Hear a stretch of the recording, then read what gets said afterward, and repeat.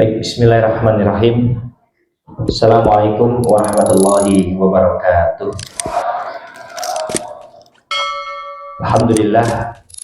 Alhamdulillahilladzi wa kafa wassalatu wassalamu ala rasulil mustafa wa ala alihi ahli syirki wal wafa.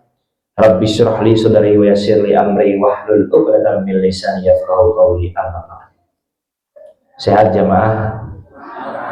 Alhamdulillahi rabbil alamin. Alhamdulillah maghrib ini kembali kita dapat bermuajah di masjid yang insya Allah penuh berkah ini. Semoga jemaah yang hadir Allah berikan kesehatan.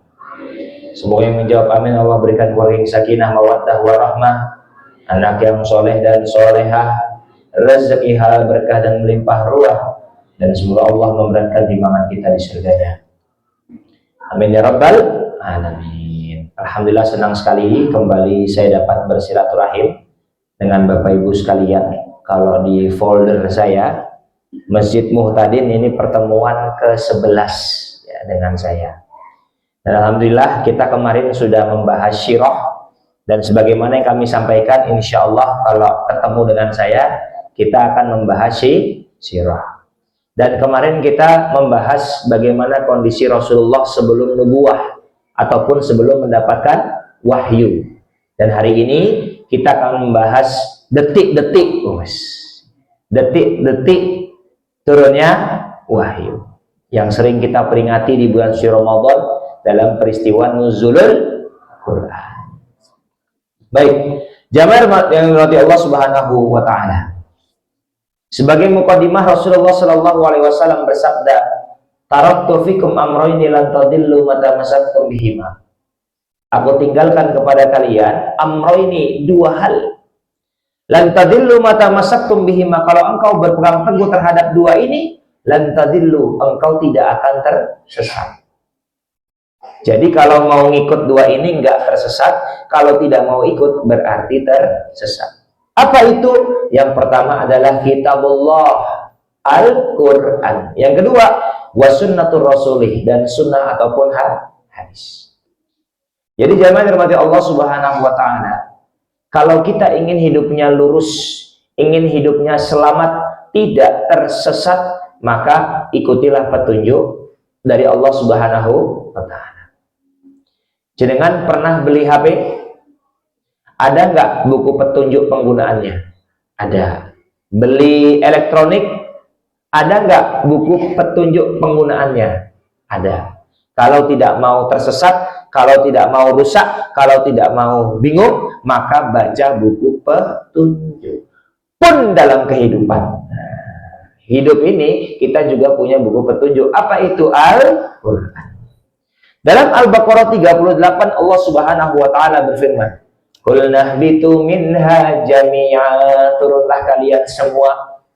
Fa imma ya'tiyannakum minni hudan, apabila datang dariku petunjuk, kata Allah. Faman tabi'a hudaya, barang siapa yang mengikuti petunjuk Allah. Pertama, fala khaufun alaihim, hidupnya tidak akan dihantui rasa ketakutan, rasa kekhawatiran. Jadi kalau kita hidupnya ikut petunjuk Allah, yaitu Al-Quran, maka yang pertama, hidup kita tidak akan khawatir, tidak akan takut, alias hidup kita akan tenang. Yang kedua, walahum yahzanun, dan hidup kita tidak akan bersedih, alias bahagia. Halo. Sekarang saya mau nanya, panjenengan yang datang malam hari ini, yang setiap Kamis maghrib ikut pengajian, kira-kira hidupnya tenang boten? Tenang nih. Kira-kira ada nggak yang ditakutkan? Ada tidak yang dikhawatirkan? Khawatir nggak punya duit mungkin. Khawatir anaknya nggak dapat kerja, nggak dapat jodoh, nggak dapat pendidikan mungkin. Ada nggak kekhawatiran dalam diri kita? Ada tidak? Katanya tenang, gitu. Halo? Hidup panjenengan sedoyo tenang boten? Bahagia tidak? Kira-kira lebih sering bahagia atau lebih sering bersedih?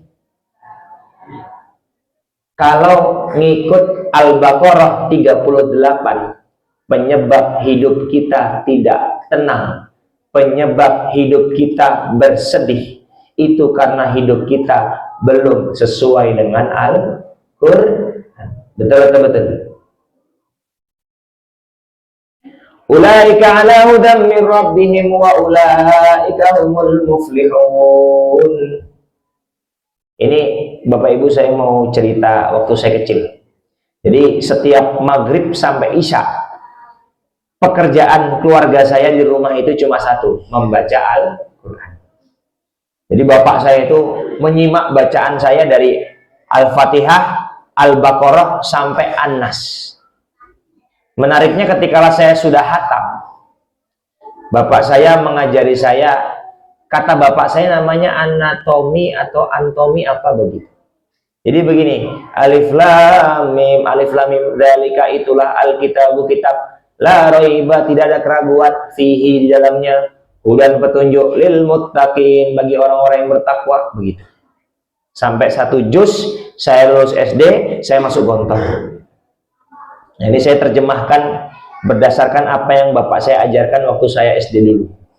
Ulaika, mereka itulah ala di atas hudan petunjuk mir rabbihim, dari Tuhan mereka, wa ulaika, dan mereka itulah umul muflihun, orang-orang yang beruntung. Nah, kalau tadi ayat 38 Allah menjelaskan fala khaufun alaihim wala hum yahzanun. Kalau hidup ikut Al-Qur'an, 1 hidupnya tenang, 2 hidupnya bahagia. Kalau ayat 5 muflihun, beruntung. Beruntung itu bahasa Inggrisnya apa? Bejo. Nah, itu yang bejo. Laki itu cowok. Jamaah sekalian, kalau hidup kita tenang, kalau hidup kita bahagia, kalau hidup kita beruntung alias bejo, kira-kira apa yang kurang dari kehidupan? Nggak ada, betul tidak? Jadi kalau kita ngikut Al-Baqarah ayat 5 ataupun 38, kalau hidup kita tidak tenang, hidup kita tidak bahagia, hidup kita tidak beruntung, jangan-jangan karena hidup kita belum sesuai dengan Al-Quran. Nah, di sini saya menggarisbawahi 2 kata. Yang pertama muflihun, bejo. Yang kedua ala. Ala itu Bapak Ibu dalam bahasa Arab artinya apa? Di atas. Tapi dalam bahasa Arab di atas itu bukan hanya ala, tapi ada satu lagi, apa? Fauqa. Jadi Bapak Ibu, ala dan fauqa artinya sama-sama di atas. Bedanya apa Ustadz? Saya jelaskan. Meja di atas lantai, bahasa Arabnya meja ala lantai, al-maktabu alal bilaq. Yang kedua, lampu di atas lantai, lampu fauqa lantai, al-misbahu fauqal bilaq. Apa bedanya? Kalau ala nempel, kalau fauqa tidak nempel. Berarti boleh nggak al-misbahu alal bilaq? Boleh nggak? Boleh nggak lampu ala lantai? Boleh nggak? Boleh, tapi syaratnya lampunya jatuh. Kalau lampunya nemplok kayak begini, tidak kena lantai, maka tidak menggunakan alat, tapi menggunakan fauqa. Jelas ya? Itulah bedanya ala dengan fauqa. Di sini Allah menggunakan kata ala, bukan fauqa. Artinya apa? Al-Quran nempel dalam kehidupan sehari-hari. Maka dulu para penghafal Quran namanya bukan hafizul Quran, tapi hamilu kitabillah. Sekarang kan, hafiz Quran. Dulu bukan. Dulu penghafal Quran itu istilahnya adalah hamilu kitabillah. Ibu-ibu pernah hamil, Bu? Ibu yang hamil itu kemanapun dia bawa kandungannya, betul? Bukan hanya dibawa, dijaga, betul tidak? Diperhatikan, betul tidak? Begitulah dulu orang yang menghafal Quran. Kalau dia sudah hafal Quran, bukan hanya dijaga, bukan hanya diperhatikan, tapi yang paling penting diamalkan. Betul. Maka dulu kalau penghafal Quran itu pasti soleh, pasti solehah. Kenapa? Karena Quran bukan sekedar hafalan, tapi diamalkan. Halo? Dalam hadis yang lain dari Rasulullah sallallahu alaihi wasallam, "Man qara'a 'arfan min kitabillah falahu bihi hasanah wal hasanatu bi asri amsalihha." Pak, Bu, kata Rasulullah, satu huruf dalam Quran itu pahalanya 10. Bahkan Rasulullah melanjutkan hadis ini, "La aqulu alif lam mim harfun walakinna alifun harfun wa lamun harfun wa mimun harfun." Alif lam mim. Kata Rasulullah, alif satu huruf, lam satu huruf, mim satu hurufnya dikali 10. Jadi kalau alif lam mim tok, berapa pahalanya? 30. Itu baru baca alif lam. Kalau kita baca basmalah, Bismillahirrahmanirrahim, berapa pahalanya? Berapa, Pak? Yuk dihitung, kok banyak. Coba kita hitung. Ba, sin, mim, alif, lam, ha, alif, lam, ro, ha, mim, nun, alif, lam, ro, ha, ya, mim. Berapa? Lebih, itu udah tak hitung, kok nggak ada yang hitung. Dikali 10 berapa? Banyak, anu gitu. Masya. Jadi, kira-kira nyari pahala itu susah atau mudah? Ayo, nyari pahala itu susah atau mudah? Kok kadang susah, kadang mudah? Alif lam mim 30. Bismillahirrahmanirrahim 150. Susahnya dari mana? Betul atau betul? Ya jujur, lebih susah nyari pahala atau nyari duit? Lah jenengane luweh seneng endi? Betul ya? Luweh seneng masa endi sih apa? Luwih seneng masa endi? Endi itu apa? Itu bukan ya. Luwih seneng dikasih pahala atau dikasih duit?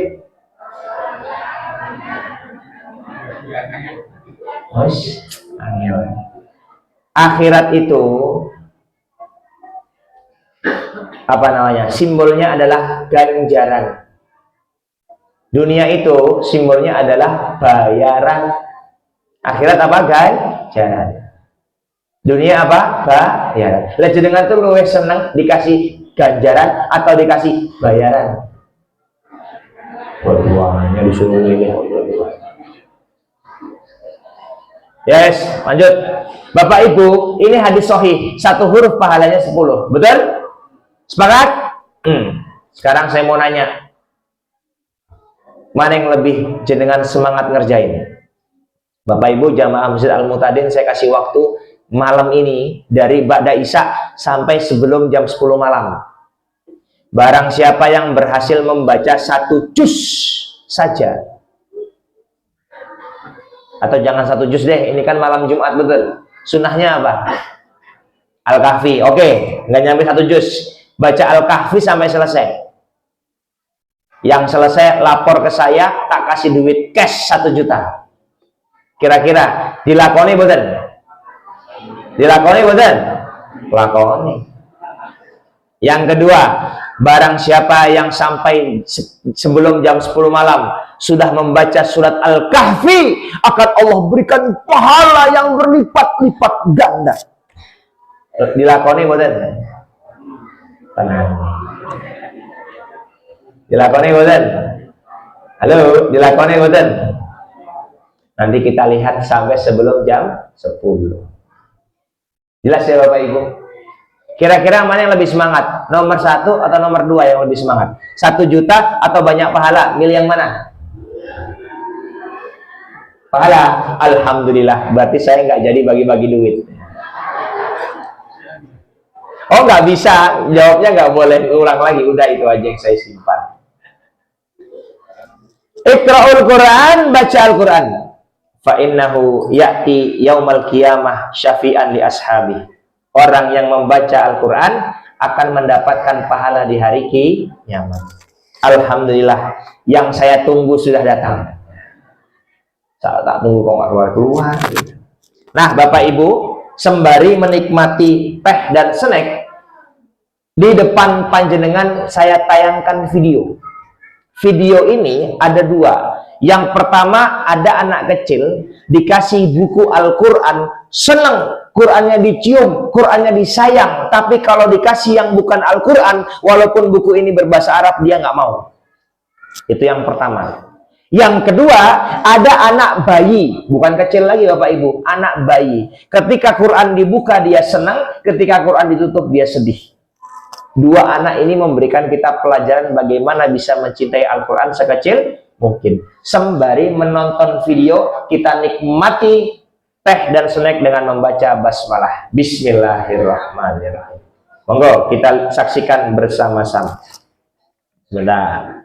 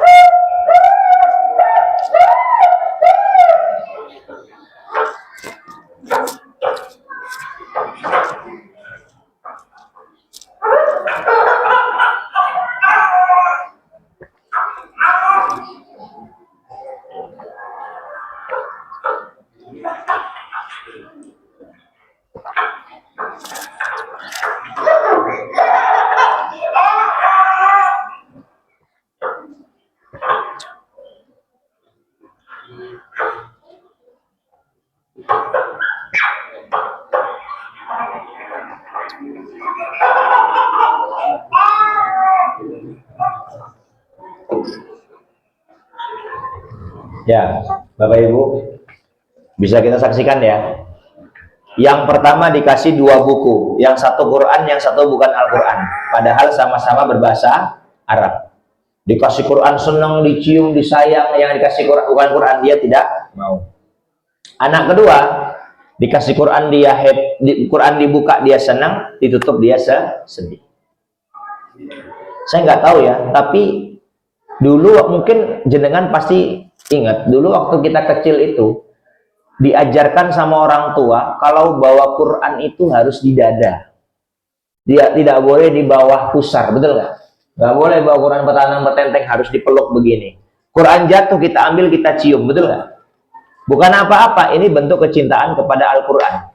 Kalau kita mencintai Quran, kita mencintai Allah, karena Al-Quran adalah kitabullah. Dua bocah ini menjelaskan kepada kita, mencintai Quran bisa dimulai sekecil mungkin. Tergantung siapa? Tergantung orang tua. Karena yang mengenalkan anak kecil dengan Quran itu orang tua, yang mengenalkan anak kecil dengan HP juga orang tua. Nah, proses mencintai Quran itu pertama dipaksa, lama-lama terbiasa, menjadi kebutuhan, dan puncaknya menjadi kenikmatan.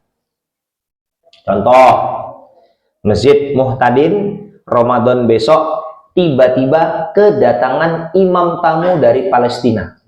Bacaannya enak sekali, hafal 30 juz. Bismillahirrahmanirrahim. Dalam hati jenengan, Masya Allah, suaranya merdu pol. Dalam hati jenengan, coba tiap tarawih imamnya beliau. Senang aku, khusyuk aku. Baru sementara memuji, imamnya baca apa setelah Al-Fatihah? Alif Lam Mim. Apa yang jenengan pikirkan? Duh, ini Al-Baqarah ini panjang ini. Benar. Dzalikal kitabu la raiba fihi hudal lil muttaqin. 2 lembar, 3 lembar, 4 lembar, 1 cus jemaah sekalian.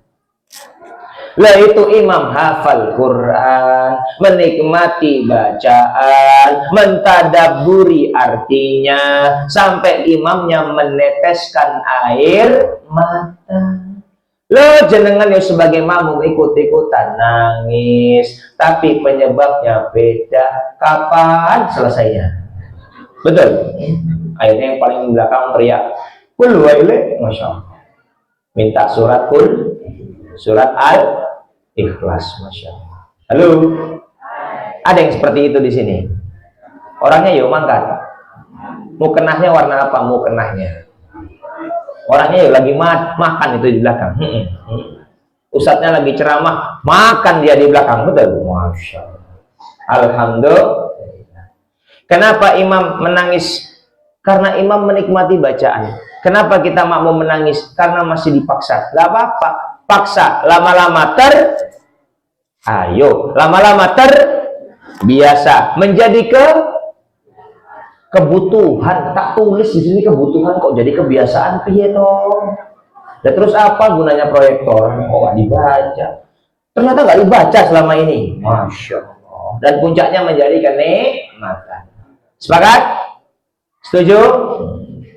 Kira-kira di sini ada nggak yang baca Quran masih dipaksa? Ada nggak? Nah, ini ustadznya tok berarti. Masya Allah. Ini jamaahnya baca Qurannya sehari 1 juz ini.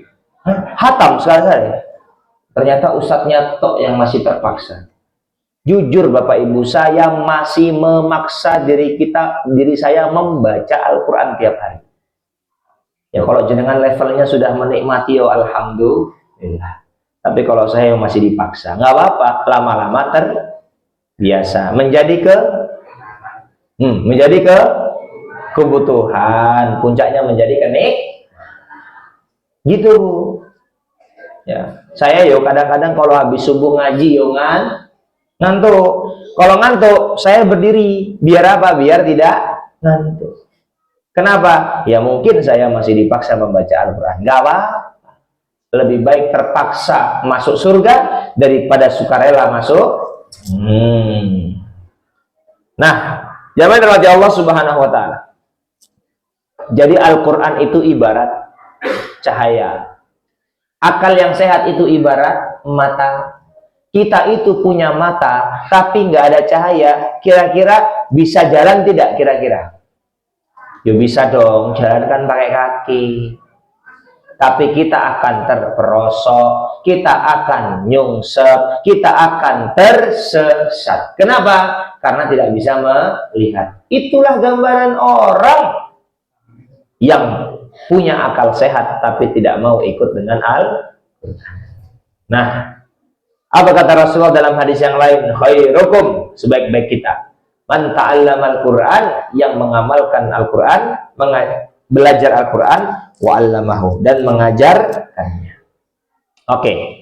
Ibunda Aisyah radhiyallahu anha mengisahkan, sebelum Rasulullah itu mendapatkan wahyu, Rasulullah itu selalu melihat ru'yah as-shadiqah. Ini kemarin sempat kita bahas. Penglihatan yang benar dalam mimpinya. Apa isi mimpi Rasulullah yang berulang-ulang itu? Rasulullah melihat dalam mimpinya, beliau menyaksikan cahaya yang terang menyerupai cahaya fajar yang menandakan datangnya kebenaran. Dan inilah yang membuat Rasulullah menyendiri, berkhalwat, beribadah, berduaan kepada Allah di Gua Hira. Maka disitulah Rasulullah menetap menyendiri, bermuhasabah. Bahkan di bulan suci Ramadan, Rasulullah sebulan selama di sana. Ya, beliau membawa air, membawa gandum, dan terkadang kalau ada orang yang singgah lewat di sekitar Gua Hira, beliau berikan makan. Dan suatu ketika di malam Ramadan, tepatnya di malam ganjil, tepatnya 10 akhir Ramadan. Kisi-kisinya cuma itu Bapak Ibu ya, yaitu 10 akhir Ramadan, malamnya malam ganjil, bulannya bulan Ramadan. Turunlah malaikat Jibril, membentangkan sayapnya. Rasulullah bergetar badannya. Malaikat Jibril mengatakan, "Iqra." Rasulullah mengatakan, "Ma'ana biqari." Aku tidak bisa membaca. "Iqra ma'ana biqari." "Iqra ma'ana biqari." Maka malaikat Jibril memeluk Rasulullah, dan ketika itu malaikat Jibril menyampaikan wahyu yang pertama, surat Al-Alaq ayat 1 sampai ayat 5. Yuk kita baca sareng-sareng. Betul Pak ya? Sareng-sareng. 1, 2, 3.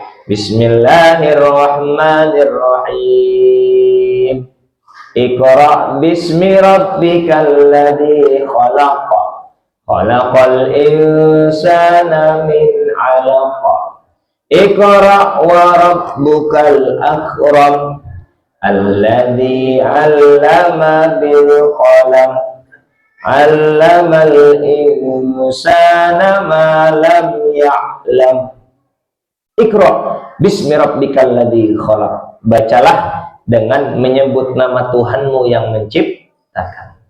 Khalaqal insana min 'alaq, yang telah menciptakan manusia dari segumpal darah. Iqra wa rabbukal akram, bacalah dan Tuhanmu lah yang maha pemurah. Alladzi 'allama bil qalam, yang mengajarkan manusia dengan pena. 'Allamal insana ma lam ya'lam, yang mengajarkan manusia apa yang tidak dia ketahui. Jadi Bapak Ibu, agama Islam itu adalah agama yang memerintahkan umatnya untuk membaca, untuk belajar. Gini deh Bapak Ibu, kalau kita itu mengamalkan ayat perintah pertama yang Allah turunkan kepada Rasulullah, saya jamin kita itu rajin, gemar, senang membaca. Betul atau betul? Tapi ternyata Indonesia itu salah satu negara dengan minat baca paling rendah di dunia. Coba jenengan kira-kira setahun beli baju tidak? Beli. Kira-kira setiap bulan beli baju enggak? Enggak. Setiap 2 bulan beli baju enggak? Enggak. Oke. Setiap setahun beli baju enggak? Beli ya? Oke. Kalau tiap tahun beli buku tidak? Lah, perintah Allah itu istari al-libas atau ikra. Allah tuh memerintahkan kita membeli baju atau membeli buku. Halo? Lah ini kan kita mau ikut perintah Allah toh, betul tidak? Perintah Allah tuh apa? Baca, bukan beli. Belanja wus pokoknya. Pak, pokoknya lebaran kita beli baju yang bagus buat keluarga, serasi, masya Allah. Buku, masya Allah. Halo, punya lemari baju, punya lemari buku, punya. Yang punya lemari buku, walaupun saya yakin nggak semuanya punya, ada isinya nggak bukunya? Yang ada isinya, dibaca nggak bukunya? Halo? Iqra, perintah Allah yang pertama, bukan yang lain, melainkan membaca. Ayo, katanya umat Islam, usikum wa'i, ya. Ini nasihat guru kami waktu di Gontor, namanya Profesor Hamid Fahmi Zarkashi. Beliau mengatakan, jikalau engkau hendak mengenal dunia, maka membacalah. Jikalau engkau hendak dikenal dunia, maka menulislah. Jikalau engkau hendak memimpin dunia, maka berilmulah. Jadi membaca itu penting Bapak Ibu. Dan saya mohon, saya harap panjenengan tidak perlu mewariskan harta kepada anak-anaknya. Wariskanlah ilmu. Karena warisan satu-satunya para nabi dan rasul sampai hari ini adalah ilmu. Maka pewaris para nabi dan rasul disebut dengan ulama. Al-ulama warasatul anbiya. Saya nggak tahu ya, tapi kalau bapak ibu saya itu dari kecil kami disampaikan, bapak tidak bisa mewariskan harta kepadamu, tapi dengan menyekolahkanmu, bapak ibu berharap bisa mewariskan ilmu. Halo. Utlubil ilma minal mahdi ilal lahdi. Menuntut ilmu itu dari buayan itu bapak ibu digendong ilal lahdi sampai liang. Nah, maka ya alhamdulillah nih ya. Masjid ini termasuk masjid yang kalau pengajian semua usia ada, Ustaz. Karena kalau masjid-masjid yang lain itu pengajiannya itu pengajian husnul khotimah. Karena jamaahnya sudah OTW husnul khotimah.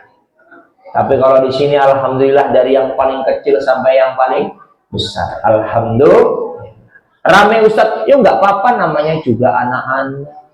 Loh, kalau bapak udah jenggotan sarungan masih rame, nah itu yang bahaya kan begitu. Kalau anak-anak ya namanya anak-anak. Saya yang ceramah hari ini Bu, itu adalah orang yang sering dimarahi sama Pak RT waktu di masjid. Jadi Pak RT saya itu kejam. Bukan kejam ya, apa? Suka marah-marah. Kalau ada Pak RT datang, diam. Pak RT nggak ada, kita ketawa ketiwi begitu. Zaman dirahmati Allah Subhanahu wa taala, innal ulama warasatul anbiya. Halo. Bapak Ibu, saya mau nanya, anak jenengan mau dikasih warisan dari Nabi atau warisan dari jenengan? Tuh, jawab ini, mau dapat warisannya Nabi atau warisannya jenengan? Warisan kita tuh kalaupun duit piro toh, betul tidak? Mending dapat warisan Nabi. Apa itu? Piye toh? Apa itu? Ilmu. Nih, kata para ulama Bapak Ibu, apa bedanya ilmu sama harta? Nih, ilmu itu yang menjaga kita. Semakin banyak ilmu kita semakin terjaga, betul tidak? Jenengan ditodong sama apa? Maling. Wah, kalau jenengan punya ilmu bela diri, menang nggak? Menang. Berarti ilmu yang menjaga kita. Jenengan mau ditipu sama orang soal keuangan, kalau kita punya ilmu ekonomi, gampang tertipu tidak kita? Anda. Jadi ilmu itu yang menjaga kita, tapi harta kita yang menjaganya, betul tidak?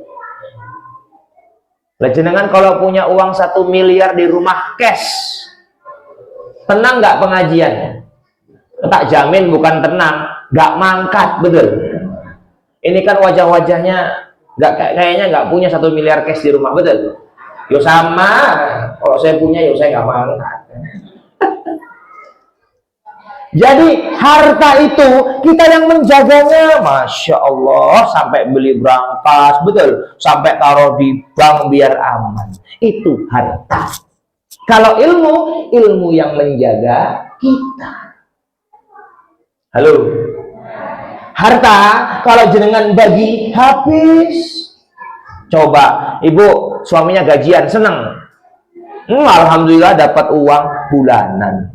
Baru senyum, besoknya buat bayar sekolah, besoknya buat bayar listrik, besoknya buat beli makan, habis.